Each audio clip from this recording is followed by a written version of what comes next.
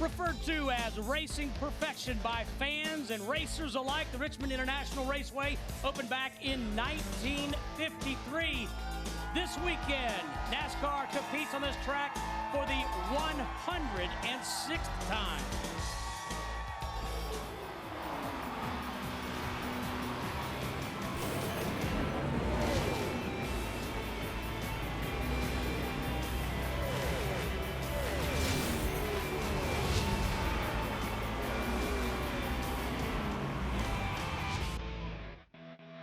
Short tracks equals short tempers. This is one of those places where you hit me once, I'm going to hit you twice.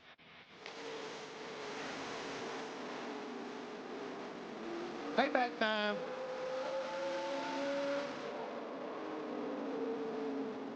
It's a short track. Check your emotions. It's one of the main keys to doing well here at Richmond is surviving.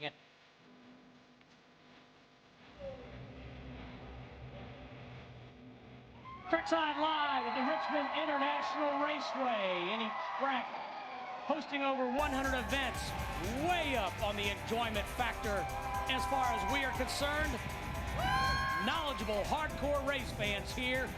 Just 100 miles from the nation's capital. It is the state capital of Fort Virginia. Jeff Hammond, Larry McReynolds, Steve Burns, and DW here. A lot of tradition, a lot of history here at Richmond, and a lot of excitement. Excitement? I mean, the way you look at this place here, it is smaller than bigger than Martinsville, less banking than Bristol, but it's the same type of action. It's the same type of intensity, and a lot of times it's the same type of results. Guys get upset, great racing, but the key thing about this racetrack, you got so many different ways you can attack it, whether you want to run the bottom, run the middle, you can even run the top around here and make it all work. Well, you have the thrill of speed. You're going pretty fast here on a pretty small racetrack. That means you got speed, you got skill. You got to have skill, like on any other short track. You got to have that finesse. But you know when you bump a guy here, you're not going to send him sailing so bad. Sometimes you can get under a guy, root him up out of the way, and make the pass. Drivers like that. Run high, run low, got a lot of room to move around.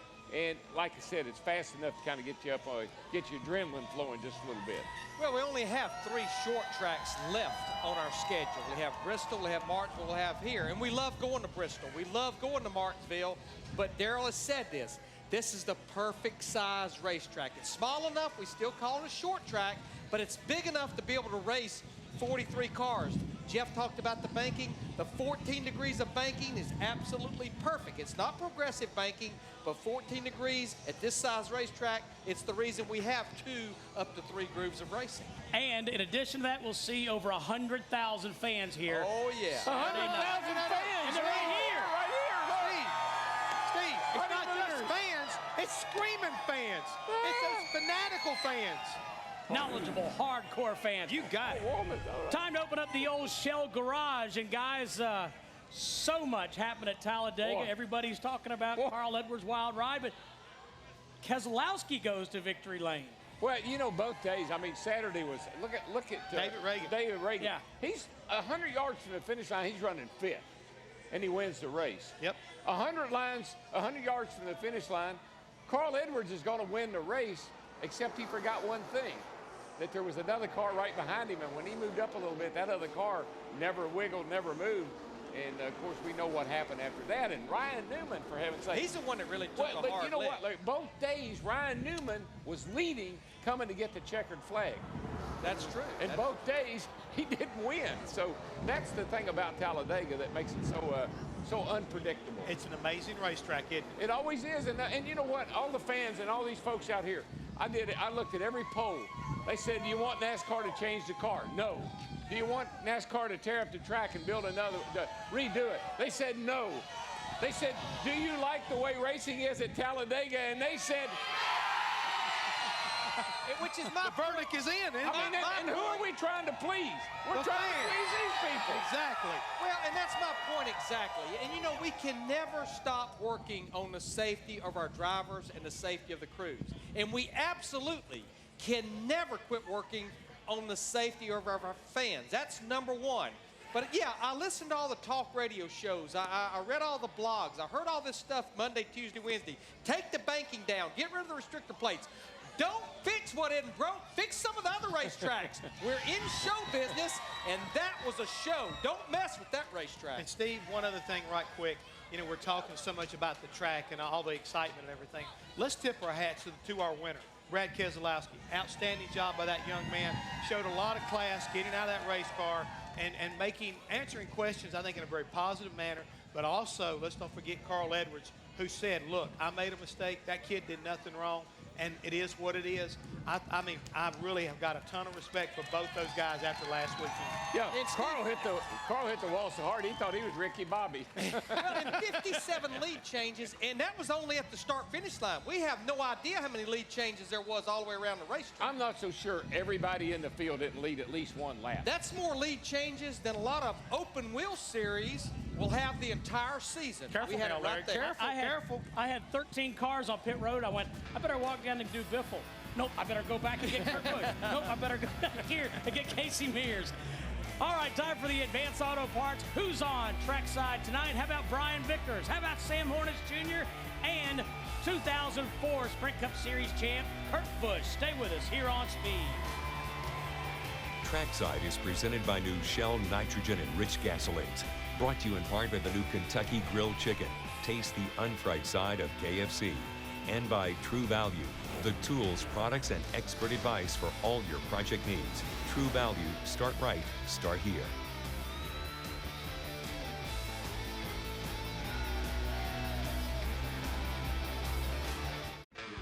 25-year-old Brian Vickers drives the number 83 Red Bull Racing Toyota.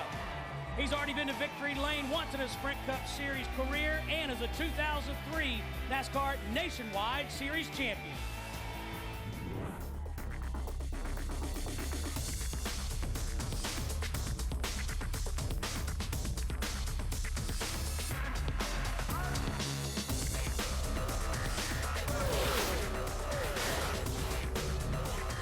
And welcome Brian Vickers at Trackside Live.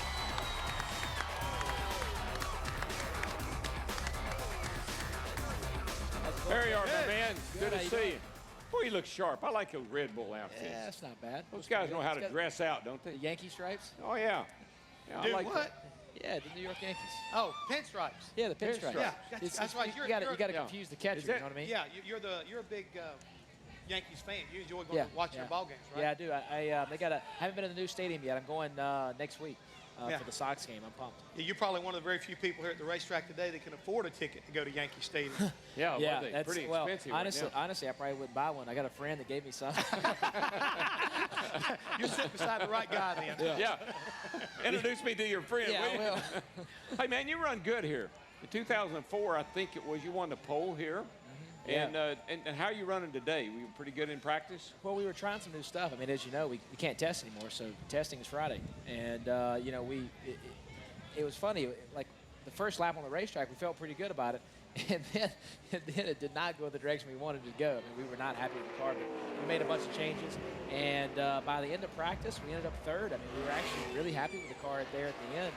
Hopefully we can back that up in qualifying and have a good race. Yeah, I was watching you. This is on your qualifying run here, and your car really got around the bottom, turned good, and you were really able to put the power down hard when you got on your qualifying run. Yeah, that was probably not that lap exactly. Obviously, I was too out of track. If I may have one, why do you have the red wheels on the back?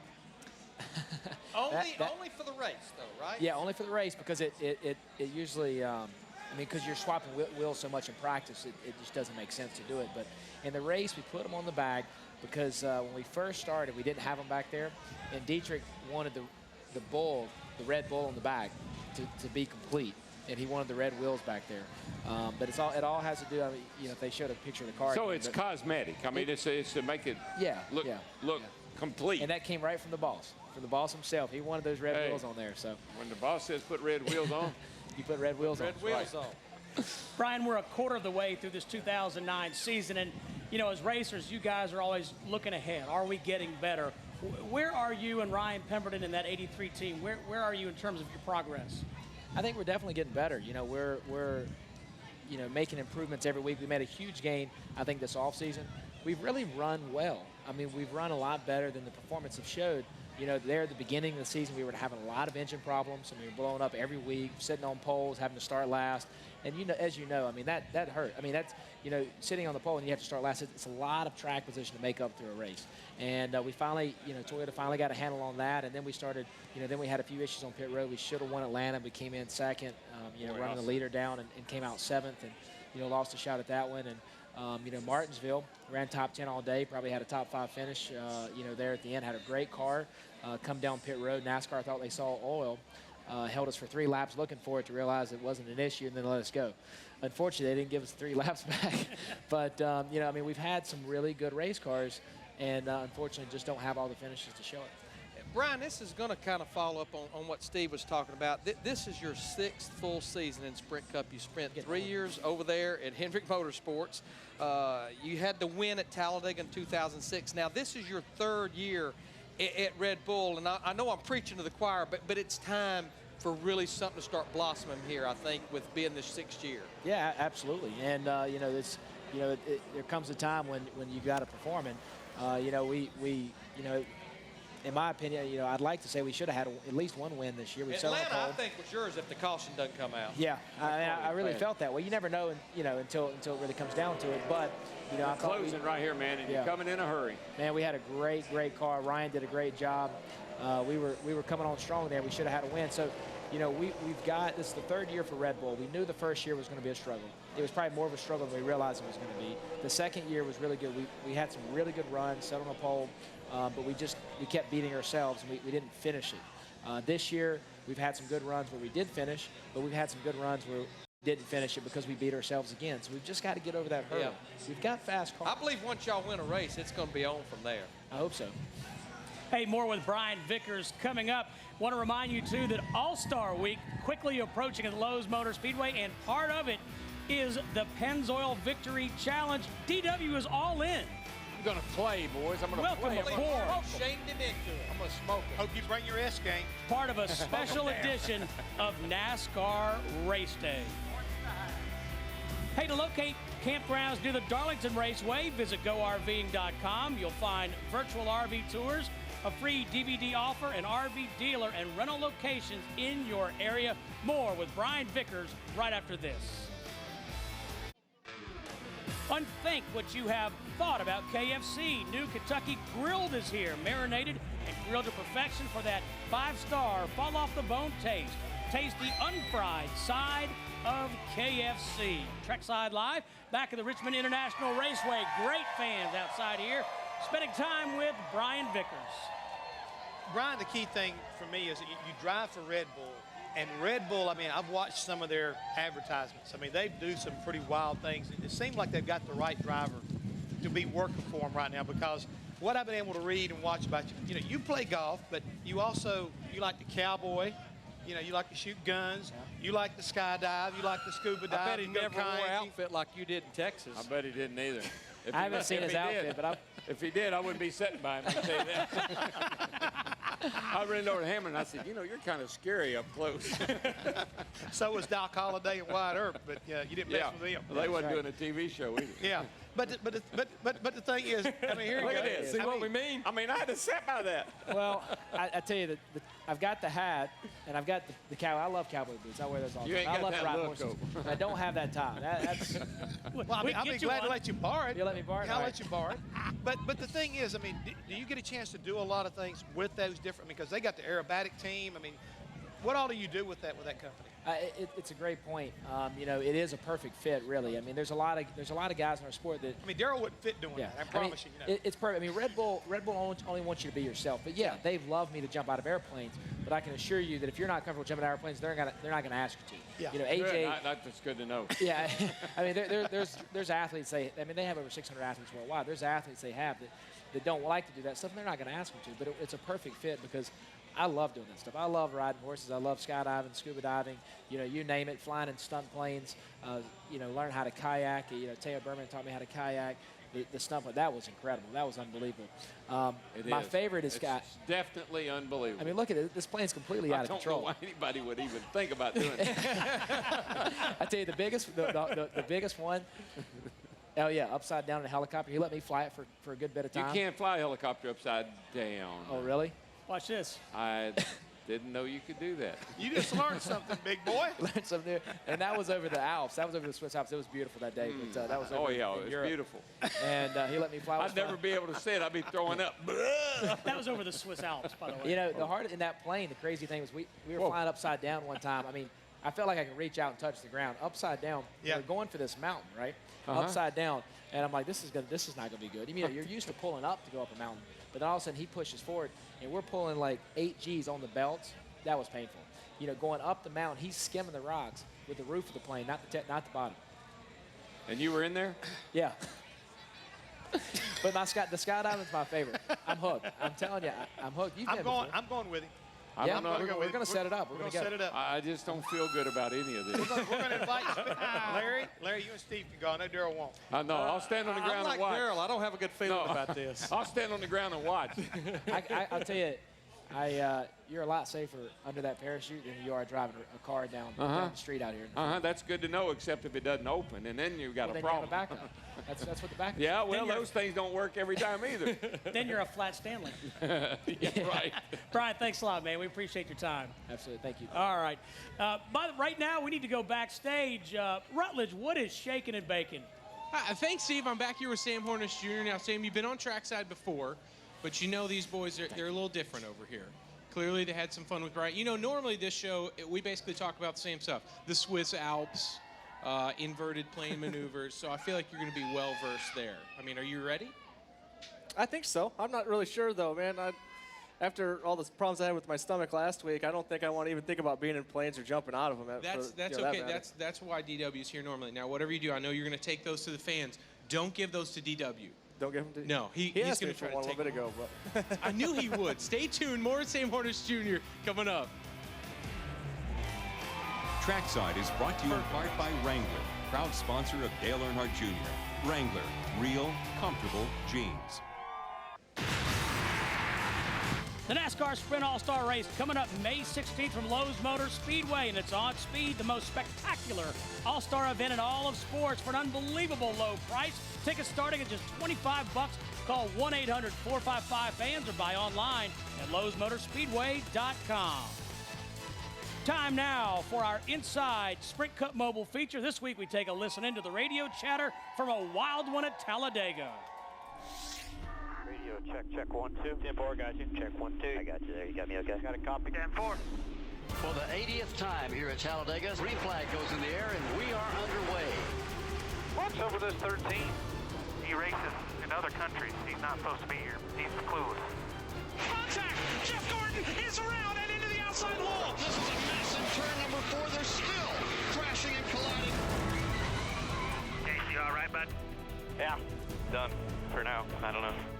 All right, boys, let's go to the garage, see if we can get it fixed. Was getting a deck lid with a wing on it. We can get it back pretty quick. Yeah, it was pretty hairy to be this early, in my opinion. I mean, still got 380 miles left, Cat. Oh, my God. Kyle, you're going to wreck us all blocking like that, dude. The track's too wide for that. Have fun, buddy. Yeah, he's not real smart, man. He's a driver. If we start throwing all those numbers up, he's going to get confused. See that? I'm confused.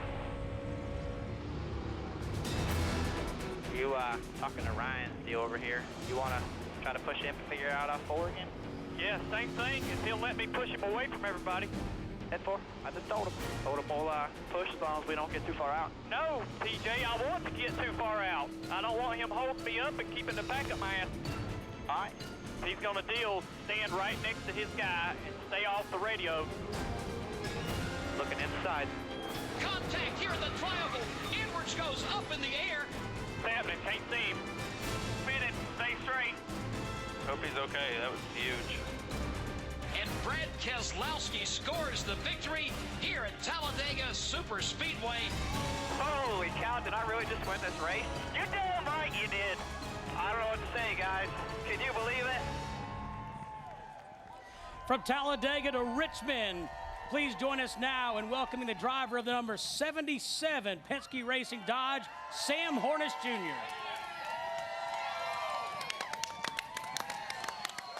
Hey, Daryl, I thought you said he was going to give you one of those hats. I thought you were going to give me one, Sam. I got one back for you. No, save me one. Okay, How you buddy. doing, buddy? Good. How you guys doing? We're doing great. We're having a wild time here in Richmond, and I just want to ask you right quick. Last year, you struggled here at this place. How's it this time? I mean, it seemed like it's getting better. Great finish at Phoenix this year, so place is a lot like Phoenix. Yeah, definitely. With the way that everything's changed with testing, the only place that we could go to in the off season really was Little Rock, and run around there. So I thought that helped out our short track program.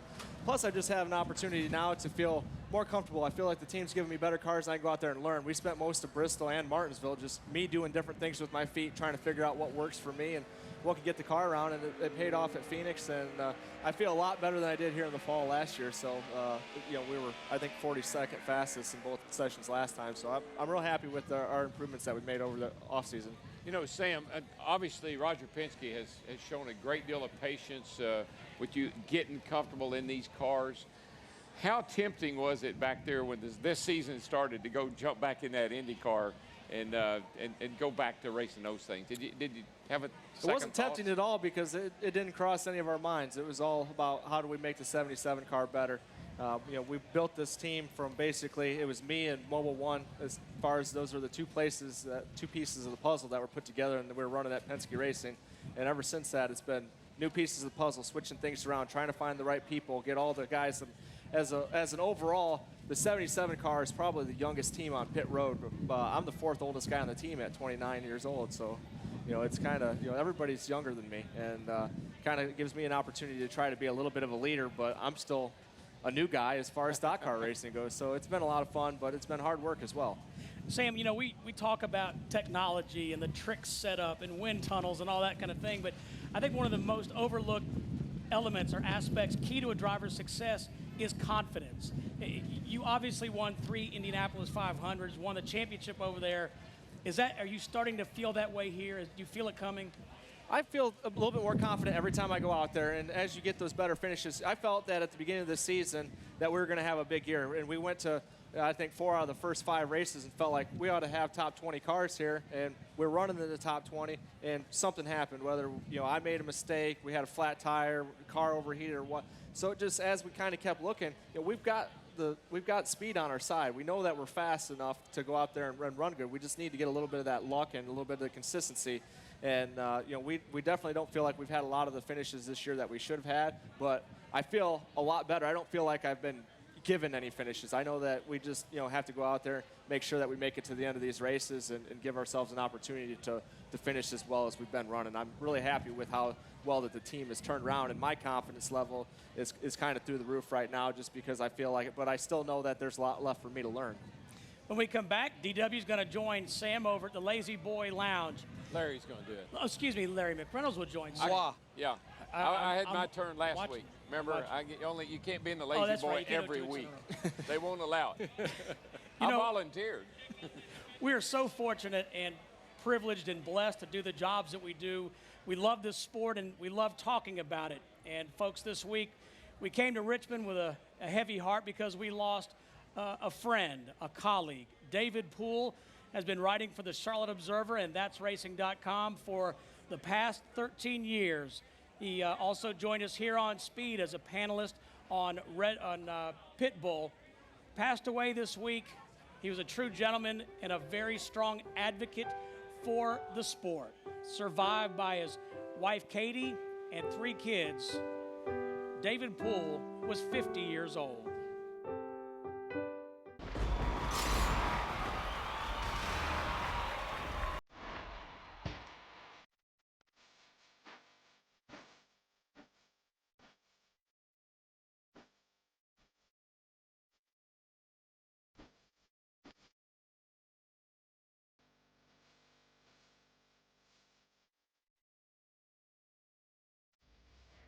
Glad you're back with us here on Trackside Live. Our buddy Larry Mack hanging out at the Lazy Boy Lounge with Sam Hornish Jr. Sam, you started your open wheel career, and you were running good, but then you got that phone call leading to the 2004 season that probably every racer dreams of getting. You got the call from the captain, Roger Penske, to come drive for him. That had to be huge. It definitely was. I talked to Roger throughout the 2003 season a little bit, and I remember when I was about 12 years old, I had a dream one night that Roger came and wanted me to drive an IndyCar for him, and I remember waking up the next morning going, yeah, right, like that's ever going to happen. And, you know, about 10, 12 years later, you know, I actually got that call, and I went and had the meeting with Roger, and, you know, he's just a class act. He's been very patient with me no matter what it has been that I'm doing, whether it's talking to people, driving Indy cars, you know, the transition over into stock cars, and very, very blessed to be able to know Roger and to be able to work for him. He's been great to me. Now, you mentioned earlier that you never second-guessed making the move, and it never was a thought about going back to IRL, but what was the attraction to NASCAR, to stock cars? At first it was I wanted an opportunity to run the Daytona 500. I mean, when I was a kid, I remember the two big things that I looked forward to every year was the Daytona 500 and the Indianapolis 500, and being able to watch those on TV. And I probably went to 40, you know, stock car races at Michigan as I was growing up, and, you know, different other places. And I wanted to someday be in the Daytona 500 or the Brickyard, Daytona 500 or the Brickyard 400, have that opportunity. And then, you know, as working with Roger and him having both teams, he's like, you know, if you're going to do it, you got to do it full time. You know, it's not something that you're going to be able to jump over there and go win a race. You know, if you want to go and do it and win, you got to do it full time. I said, well, you know, let's try it out and see if it's something that I can even come close to doing. So we went to a couple tests and decided to do some races. And, you know, at the end of 2007, it was, let's go do it full time. I know it's going to be tough. It's been a big transition for me, but how can I turn away from it? I got to see how much different it was, how difficult it was, and I just knew that I wouldn't be able to live with myself if I didn't at least try it out and challenge myself. I felt like that was the thing that I was missing when I was in IndyCar. I didn't feel like I was really that challenged anymore, and that some of that competitive spirit was going away, so I wanted to come over here, and that's really refired all of that. Now, you still call Defiance, Ohio home, and that's where you and your wife, Crystal, and your child, Addison, live. You've got the Sam Hornish Jr. Foundation, and you and your wife, Crystal, you do a lot of things for the community around Defiance. And I was reading where you built a senior citizen center, and you named it after a very special person. Well, we've worked really hard on having the opportunity to be able to give back to different places throughout Defiance. We also try to do a lot of things on the road, too, in a lot of the places that we race at. We've done stuff in Indianapolis, Texas, you know, California. Just try to be able to give back, because we as race car drivers, very seldom get to give back to so many people that give us so much, coming out, watching us race, and basically, you know, paying for us to be able to go out and run. So having the opportunity to do a lot of different things. We've worked on the Heart Center, the Senior Center, hospice. All the stuff is in the Sam Hornish family name, and it's basically all kind of started from my dad, because without my dad, there wouldn't have been any way that I would have had the opportunity to, you know, be as successful as I am. He's spent more time with me than I think most dads ever spend with their kids, and definitely has given me a lot from now it's mostly just motivation and encouragement, and it used to be, you know, money and time. So, you know, we've had a lot of people that have helped us out, but my dad's always been my biggest supporter, you know, followed closely there by my mom and Crystal and Addison. And then that senior center was named, I think, after your grandmother that passed away, I think actually right before your Indy win. Yeah, my grandmother passed away about 2 weeks before I won Indy, so I sat on the pole. We you know, we're pretty much fastest every day, and then ended up winning the race. And it was a hard thing to think about her not being able to be there to see that, but it was great that it happened, and you know, she was very inspirational to all of us. All right, Sam, we know you got some work to do. We really appreciate you coming on. Thank you. All right, I'm in a bind and I'm way behind, but Rutledge, I'm willing to make a deal. I like your style, Larry. I caught up with Kurt Busch here backstage. Kurt, how was your week since Talladega? It's been going pretty good. My wife had a birthday, and so we went back to Virginia Beach, where she's from, celebrated with some friends. Big bill. Had to pay for that at the end of the night, but we had a great time drinking some Miller Lights. Happy birthday. Did I see you rolling around in some crazy Challenger? I do. You're not going to tell me about it, though, are you? Oh, no. I got to You're going to wait for the real part of the show. You're not as real as the rest. Thank you. Thank you. I appreciate that. Stay tuned. We got a whole lot more and a special guest coming up.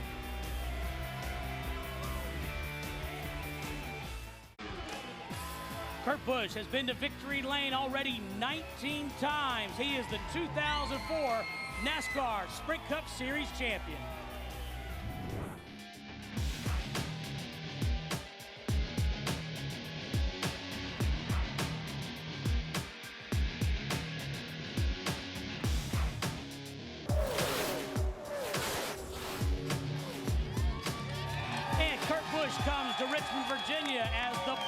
leader for the first time in 151 races. Sit down here, young man. Hey, how's it going, guys? All right, good to see Kurt you. Busch. Good to see you. Hey, listen, I'm looking at your starting positions. I'm looking at your finishing positions.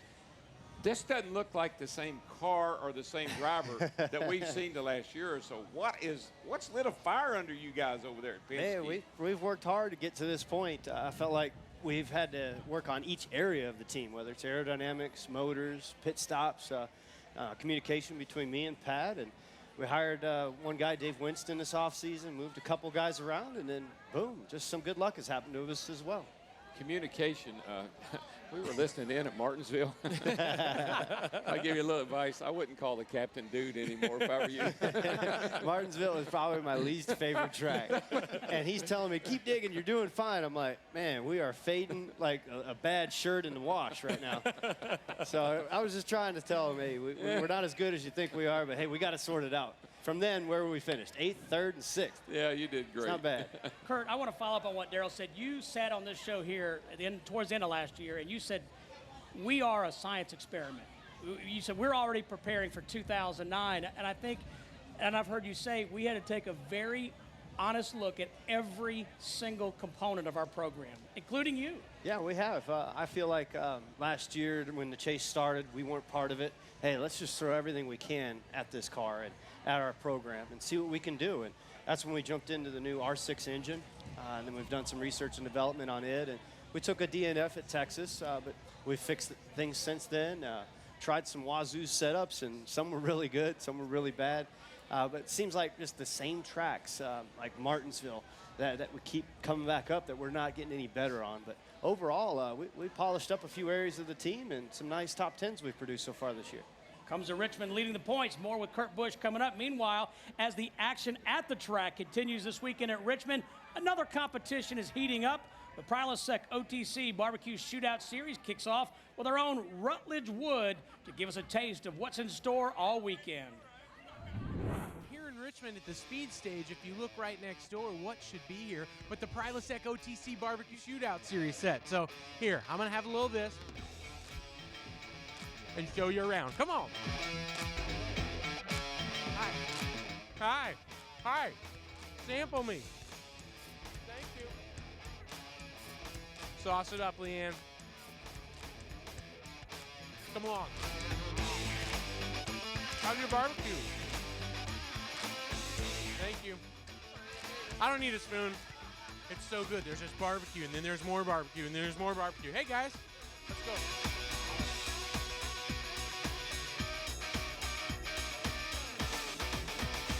If you smell good barbecue, there's a great chance that Big Mike is there from Lotta Bowl Barbecue. Mike, we missed you. We saw you in Texas, and now you're back. Now we're back. Now you're back looking for the win. Yeah. Looking hard for it the was win. Close. I saw a different side of barbecuing that day than I had never seen. Yeah, the agony and defeat. We see that about every weekend. So exciting. You don't know what each one's going to taste like. Oh, yeah, a little sauce. A little sauce. Are you going to go with me? Hey, we got to just do it once. You ready? We go 1, 2, 3. That's good eating right there. I hope there's no cutsies here. I got in. Hi. I know, I was here earlier. I had to come back for something. Hey, Leanne. I want to know what's going to make your barbecue the winner this weekend. It's slow smoked. It has our famous pig powder dry rub on it and the best sauce.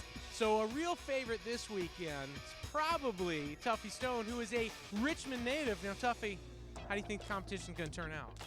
Well, we got 3 of the best pit masters in the country here, duking it out for bragging rights and the trophy. I couldn't help but notice you seem to have a lot of trophies. Yes. Been competing for 13 years, so working hard at it and try to get one every time we go somewhere. When people say your barbecue's a real winner, they really mean it's a real winner. Yes, they do. Even Tuffy said that. So see that, Tuffy? Just because you're the local doesn't mean you're going to win every competition, as per Leanne's half a mile of trophies over here. Can you tell me the secret ingredient to your sauce? I can't tell you. You'd have to kill me? Yeah, I'd have to kill you. So you have to vote for your favorite barbecue. And right now, these friends are getting tickets. But since I love all the barbecue, I gotta vote for all 3. Here we go. I don't wanna lie. I voted for you guys. Cool. You're the man. I voted for the other 2 also, but I'm trying to be fair. Yeah, that's okay. We still like you. But I voted like 18 times There for you. you go. There you go. But as far as they know, yes, I love all of you equally. I don't. I play favorites, and it's Big Mike. The Prilosec OTC Barbecue Shootout Series is proud to support the NASCAR Foundation. For more on how you can get involved, visit NASCAR.com/foundation. More with Kurt Busch. Trackside Live continues. Trackside is brought to you in part by Wrangler, proud sponsor of Dale Earnhardt Jr. Wrangler, real, comfortable jeans. Back at the Richmond International Raceway, spending time with former series champion Kurt Busch. Larry Mack, first up. Okay, Kurt, a few years ago, you won at Bristol, and you didn't do the normal burnout. You did the Snow Angel. You win at Atlanta back in March in the most unusual victory lap, I think, ever. In fact, it was so unusual, you guys ran a contest for the fans to name this unwind victory lap. We had a ton of response. It came up with just me and my buddies drinking some beer in Vegas, and he's like, you got to do a reverse victory lap. I'm like, no, that's already been done. Where have you been? He says, no, in reverse. And I went, you're crazy. I'll probably blow the transmission You actually made pretty good time around a mile and a half going in reverse. I thought you blew. I it's thought a the bit transmission woozy. would blow. It's a bit woozy here in the beginning. And then I'm like, okay, I got to figure out where the white line is on the bottom. And then once I started going there, then I was all right. But, man, it was fun. It was a lot tougher than I thought it was going to be to drive around the track backwards. Yeah, it's getting to where we can't wait till you win again to see what you're going to do different the next time. Oh, I think this will stick. Now, what's going to happen if we run good at a road course? Got your work cut out for you. And you will run good at a road course. I've seen that. If we have a chance to win there, that's Talladega too, you know. Yeah, that'd be a long way around. So we'll see how it shakes out. But I had a lot of fun doing it. The race fans, 10,000 of them, emailed over to kurtbusch.com and got good response from it. Well, speaking of the race fans and kurtbusch.com, tell us about your foundation. I understand you got a real exciting new deal happening. I am trying to support Dodge all that we can, and we bought a Dodge Challenger, and we're going to raffle it away to race fans, to anybody that wants to buy a ticket. Wow. There she is. Has a little bit of a number 2 look to it. Special paint scheme from PPG. It's got the Miller Lite blue on it and the silver, and trimmed it in some Hemi orange. Sweet, baby. So $100 a ticket. So we're going to take it around a bunch of the races coming up, and everybody can go to kurtbusch.com if they like the car and they want to win it.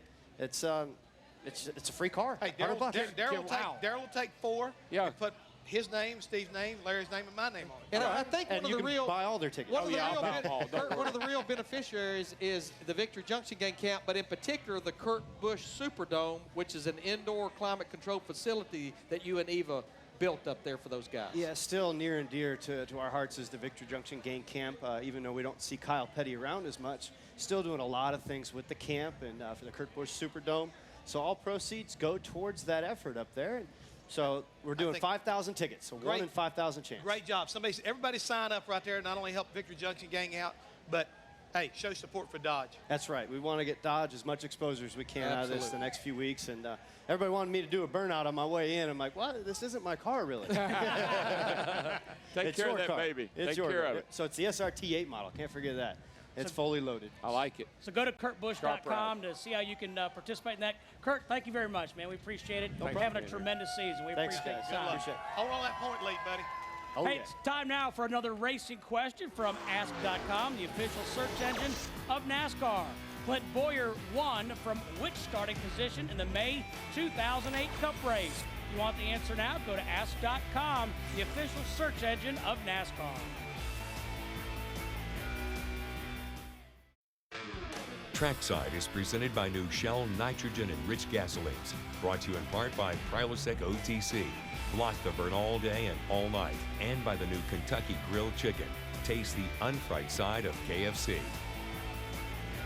Hey, a few years ago at Darlington, we had the legend David Pearson on. So much fun. We're going to have him back. The man second only to Richard Petty in career wins. Also, Clint Boyer's making some history of his own. That's at Darlington next Friday night, 11 p.m. Eastern. Hope you will join us for that. David Pearson, the Silver Fox. Silver Fox. Now, that's my hero. Well, where's your other hero? For 9 years, Larry Mack I don't. has to say, Every where's week. Hammond? Every week it's something. What is it this week? Fiddler on the Roof.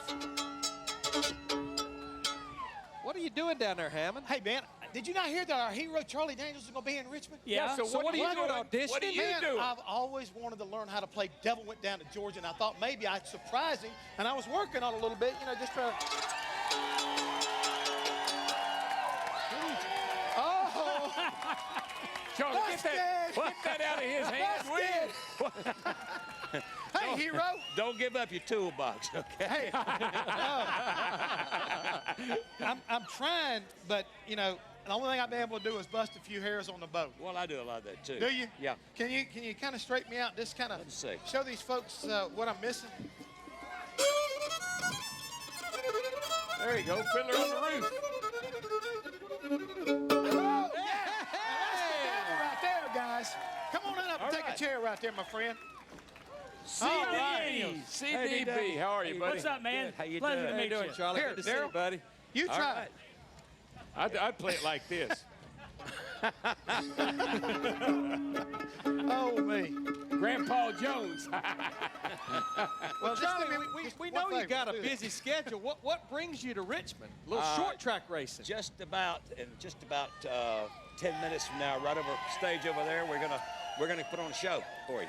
Very nice. So I'm glad we're not running competition where you'll be through when we start over. No, that's where I'm going when we get done to Because I know get some lessons. if they had to choose a fiddle player, they'd all be over here listening to you. Oh, yeah. Thank you. You're very And let me kind. tell you, when he says he's going to put on a show, it's one of the best shows you'll ever see in That's your right. life. Make sure you don't miss it right Yes, there. sir. It's Yes, sir. outstanding. Well, thank you.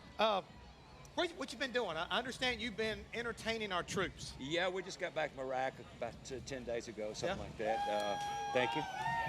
It's one of the most gratifying things you can do is to go over there and be among them. They're the best we got, these young people. And Amen. A lot of NASCAR fans.